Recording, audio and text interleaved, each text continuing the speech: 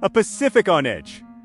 The last days before the unmade strike in this alternate timeline. December 1941 unfolds under a tense but deceptive calm across the Pacific.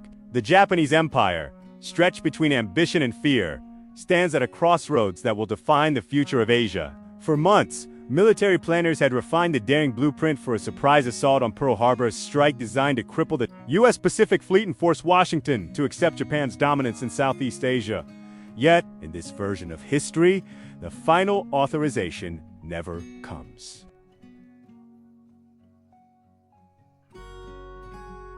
Tokyo hesitates, gripped by internal discord and haunted by uncertainty about the consequences of awakening a sleeping giant. Within the Imperial Japanese Navy, the debate reaches a boiling point. Admiral Isoroku Yamamoto, architect of the Pearl Harbor Plan, ARGUES.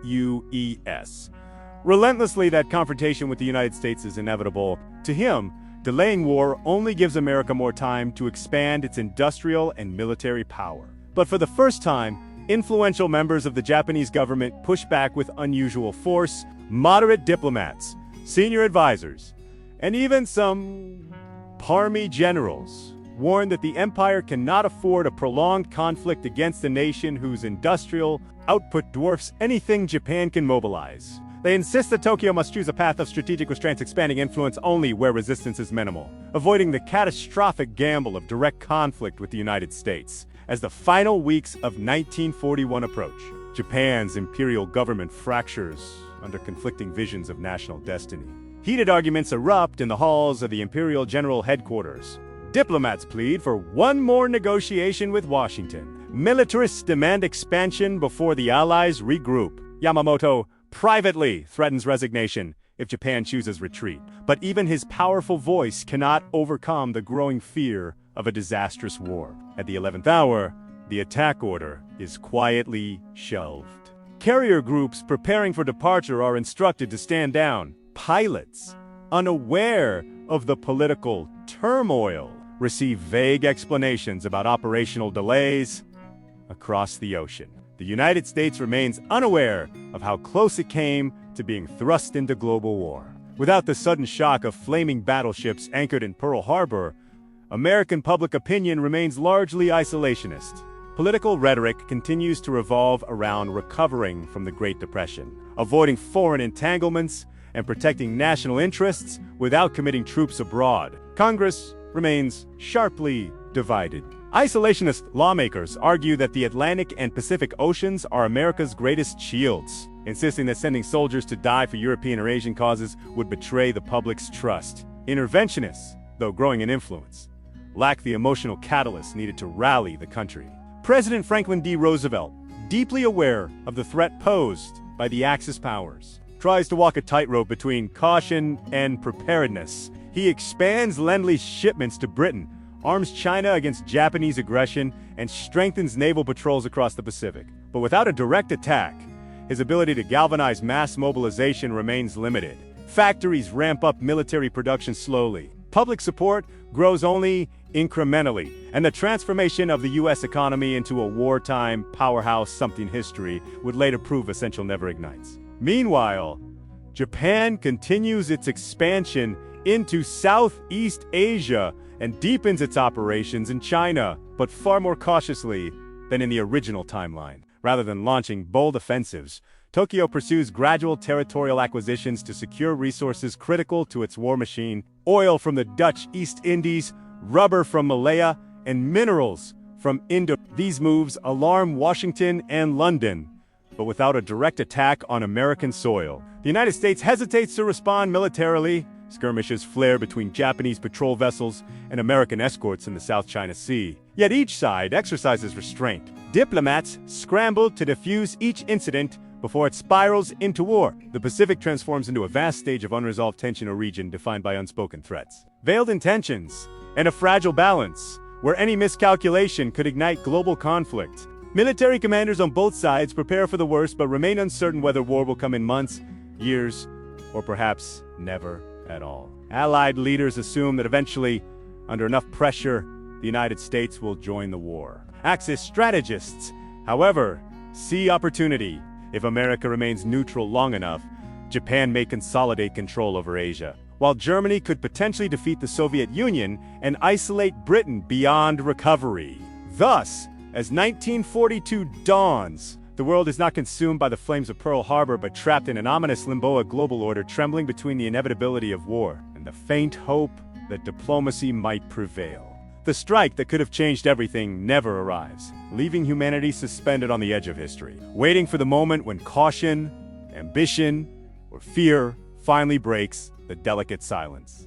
Europe without America, a battlefield redrawn in a world where the United States never fully enters World War II. Europe becomes the center of a dramatically altered struggle, defined not by overwhelming Allied industrial might, but by attrition, exhaustion, and a shifting balance of power. Without the emotional shock of Pearl Harbor, American mobilization remains incomplete. Washington continues to supply Britain and the Soviet Union through land, but the volume of materials, ships, aircraft, and fuel never reaches the transformative scale that historically reshaped the war. Europe's fate becomes increasingly uncertain as the Axis capitalizes on America's hesitation. Britain, long-standing as the last democratic stronghold in Western Europe, bears the brunt of this reality. The Royal Navy, stretched across multiple oceans, faces mounting pressure as German U-boats intensify their dominance in the Atlantic. Without the massive influx of American merchant ships, escort vessels, and industrial support, the Battle of the Atlantic becomes a slow, grinding disaster. Convoys shrink, losses increase, and Britain's already fragile economy begins to buckle. Food rationing grows harsher. Fuel becomes scarce. The ally nation that once defied Hitler now finds itself cornered, not defeated, but dangerously weakened. Meanwhile, the Eastern Front transforms into an even more brutal arena. With no American troops expected to land in North Africa, Italy, or France, Adolf Hitler redirects every available resource toward defeating the Soviet Union. Operation Barbarossa, which historically stalled in part due to German overextension and shifting priorities, receives renewed momentum. By the summer of 1942, the Wehrmacht pushes deeper into Soviet territory than ever before. Entire industrial regions in Ukraine and the Caucasus fall under German control. Oil feels vital to both Axis and Allied strategy become bitterly contested. With Germany gaining a significant foothold, Soviet resistance remains ferocious, driven by desperation and sheer national survival.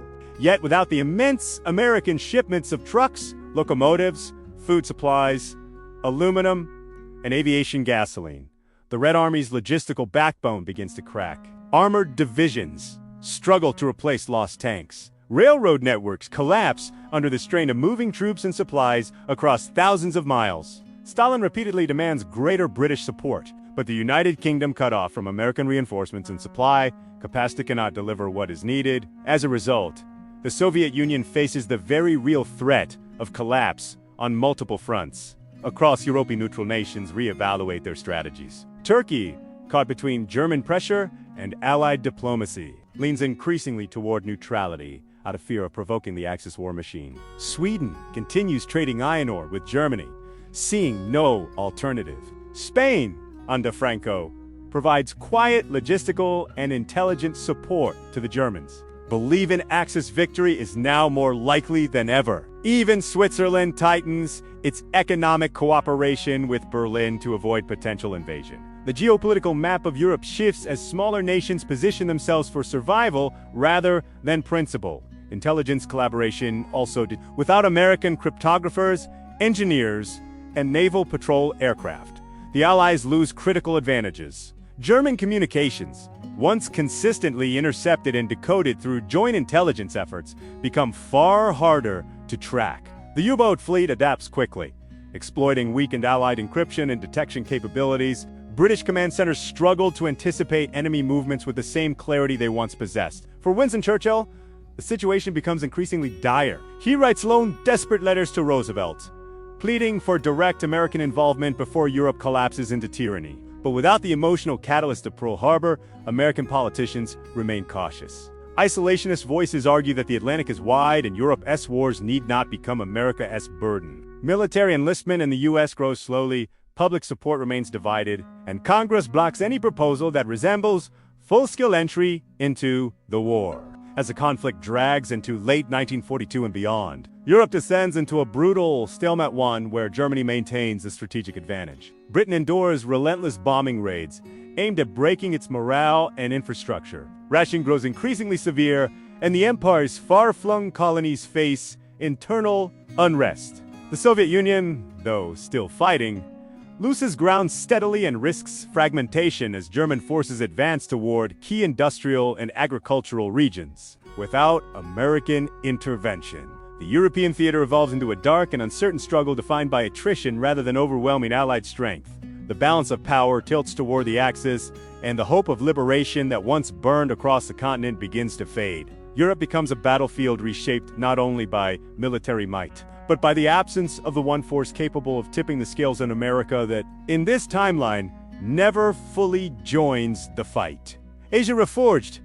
Japan's calculated empire in a world where Japan chooses not to attack Pearl Harbor. The empire's expansion throughout Asia unfolds along a more deliberate and strategically calculated path. Without an immediate American entry into the war, Tokyo avoids the crippling wave of military retaliation that historically followed December 1941. Instead, Japan moves cautiously but persistently, focusing its efforts on securing the vital resources needed to sustain long-term military and industrial growth. This shift in strategy reshapes the geopolitical landscape of Asia, producing a slower, more methodical form of imperial domination. Japan's leadership, aware that direct confrontation with the United States could prove catastrophic, concentrates on pressuring colonial powers already weakened by European conflicts through a blend of military intimidation, economic coercion, and diplomatic manipulation. Japan tightens its grip over the Dutch East Indies, Burma, Malaya, and parts of French Indo. Oil, rubber, tin, and rice-essential lifelines for Tokyo's war machine flow steadily into Japanese-controlled territories instead of lightning-fast conquest. The empire grows through sustained occupation and meticulously planned operations designed to avoid triggering an American military response. However, Japan's calculated empire building comes at a severe human cost. The Greater East Asia Co-Prosperity Sphere, marketed as a project of Asian unity and liberation, becomes a harsh system of exploitation. Forced labor programs expand across the region. Agricultural resources are seized on an unprecedented scale, and strict martial law governs daily life in occupied zones. Entire communities are uprooted to support Tokyo's industrial demands, while Japan enjoys temporary economic relief from its new territorial gains. Resentment festers deeply among the local populations. Resistance movements swell throughout Asia. In the Philippines, guerrilla fighters intensify operations, coordinating attacks on Japanese supply lines and communication hubs. China, already devastated by years of brutal conflict, continues its defiance both on the battlefield and within underground resistance networks in Burma, Vietnam, Indonesia, and Malaya. Nationalist leaders pursue a double struggle, fighting colonial powers on one front and Japanese occupation forces on the other. This complex web of rivalries, alliances, and insurgencies makes Japan's occupation increasingly unstable. Diplomatically, Japan works to maintain an image of cautious cooperation. Tokyo approaches Washington with small, carefully calculated concessions-limited troop withdrawals, reduced interference in certain ports, and promises to respect American economic interest in the Pacific. But these gestures are superficial. Behind the scenes, Japan accelerates its military fortification of Asia, expanding naval bases, reinforcing garrisons, and increasing production in newly acquired resource fields. Intelligence reports reaching Washington highlight Japan's duplicity, deepening American distrust. The United States, however, remains hesitant to launch a war without a clear provocation. Domestic debates intensify. Some political leaders argue that sanctions should be tightened to strangle Japan's expansion, while others fear that pushing too hard may force Japan into a corner and ignite the very conflict they hope to avoid. As a result, the Pacific enters a prolonged period of tense uncertainty. By the mid-1940s, Asia becomes a vast, unstable patchwork of occupied territories, resistance movements, and diplomatic maneuvering. Japan's empire expands, but at the cost of overextension and mounting internal strain. The balance of power hangs dangerously in the air fragile, temporary, and ready to collapse at the slightest spark. For now, open war between the United States and Japan remains avoided. But the Pacific is undeniably a powder keg waiting for a single miscalculation to ignite it. The delayed superpower. America's slow march toward intervention without the shock of Pearl Harbor to galvanize the nation. The United States enters the 1940s as a reluctant titan-armed with immense industrial potential, vast natural resources, and a population capable of sustaining global leadership. Yet restrained by political caution and public hesitation, the country recognizes that its influence is growing, but it remains divided over whether that influence should be used to confront rising authoritarianism across Europe and Asia. Domestic politics dominate the national conversation. Isolationists, empowered by memories of World War I casualties and the belief that America's oceans offer natural protection, insist that entangling the nation in foreign wars would be a catastrophic mistake. They argue that intervention would drain economic resources, cost countless American lives, and drag the country into conflicts that are not directly its own. Prominent figures within Congress, such as members of the America First Committee, campaigned tirelessly to block any policy that might lead to war. On the opposite side, interventionists grow increasingly alarmed. They warn that the Axis powers Germany, Italy, and an aggressively expanding Japan are reshaping the world in ways that could eventually threaten the United States. Supporters of Roosevelt argue that if Britain or the Soviet Union collapses, the Axis would dominate Eurasia, gaining access to unprecedented labor, resources, and industrial capacity. In their view, American neutrality would merely postpone an inevitable confrontation under far worse conditions. Caught between these forces, U.S. policy becomes hesitant and inconsistent. President Franklin D. Roosevelt understands the danger of global fascism, yet he also recognizes that without a direct attack, he lacks the political leverage to unify the nation behind intervention. As a result, he adopts a cautious, incremental approach. The United States expands its Navy, modernizes the Army Air Corps, and increases production of tanks, ships, and aircraft. Lend-Lease shipments flow to Britain and the Soviet Union, though at a slower pace than in the real historical timeline. Factories transition toward wartime production, but not with the urgency that full-scale mobilization would demand. Public opinion reflects this uncertainty. Many Americans sympathize with Britain's struggle during the Blitz or the Soviet Union's desperate defense after German advances, yet they remain fearful of paying the price of intervention.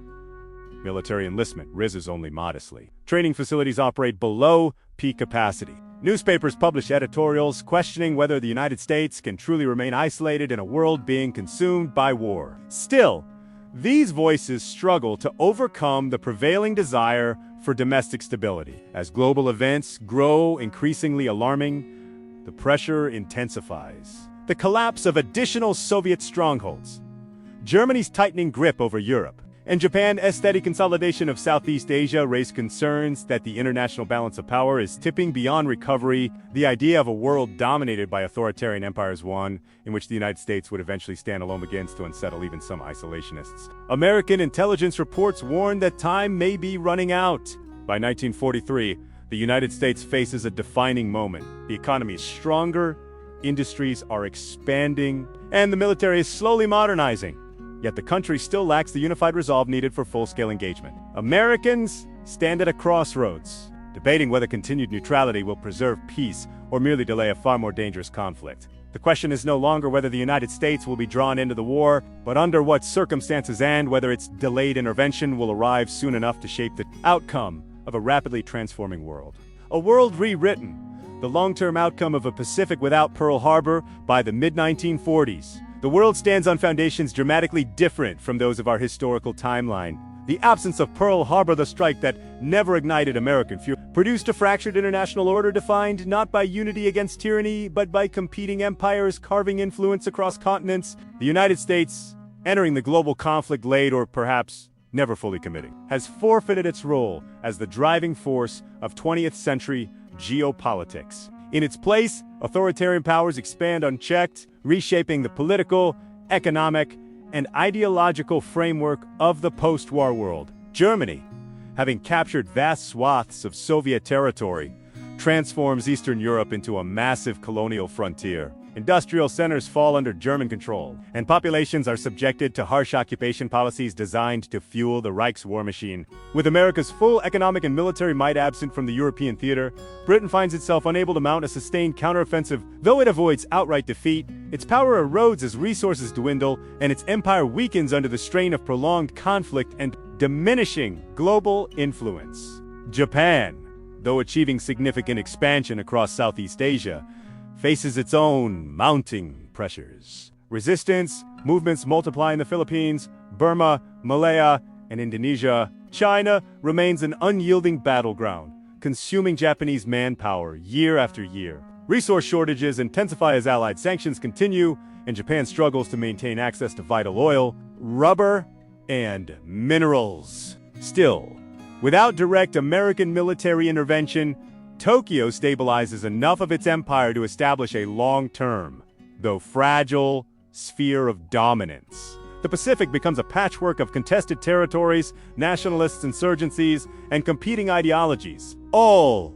overshadowed by Japan's military presence. The Soviet Union, crippled by the loss of industrial regions and urban centers, enters a prolonged period of internal crises. Stalin's government struggles to maintain unity amid famine, displacement, and overwhelming casualties. While not completely destroyed, the USSR emerges weakened and diminished. Unable to reject power as it once did, a multipolar confrontation begins to take shape, Germany dominating Europe, Japan holding Asia, and Britain fighting desperately to preserve fragments of its empire in this altered world. The Cold War that emerges does not resemble the ideological standoff between the democratic United States and the communist Soviet Union. Instead, global rivalry unfolds between the authoritarian blocs of Germany and Japan. Their competing visions, continental domination versus maritime empire, drive decades of tension, proxy conflicts, and diplomatic maneuvering. Smaller nations find themselves forced into uneasy alliances or exploited as buffer states without U.S. leadership to promote international institutions. Collective security treaties or post-war reconstruction programs. Global governance remains weak and unstable. Technological and scientific development shifts along unfamiliar paths. Without the concentrated American research effort fueled by wartime urgency, nuclear technology progresses more slowly and under different political forces. Germany and Japan pursue atomic capabilities independently, triggering fears of future conflict between aggressive, competing dictatorships. Innovations in aviation, radar, communications, and computing also advance at a reduced pace, reshaping the timing and impact of the digital age. Global trade becomes heavily restricted. German and Japanese economic blocs operate through exploitation and forced resource extraction rather than open markets. International cooperation deteriorates as authoritarian control tightens across Eurasia and the Pacific. The world becomes more fragmented, less interconnected, and far more volatile. The single decision, Japan never made the attack, it withheld, reverberates across decades. In sparing Pearl Harbor, Tokyo inadvertently prevents the rise of a unified Allied coalition and alters the destiny of nations. History shifts along a darker, uncertain path, where competing empires define the balance of power, and the future of global civilization remains suspended between domination, resistance, and the perpetual threat of war.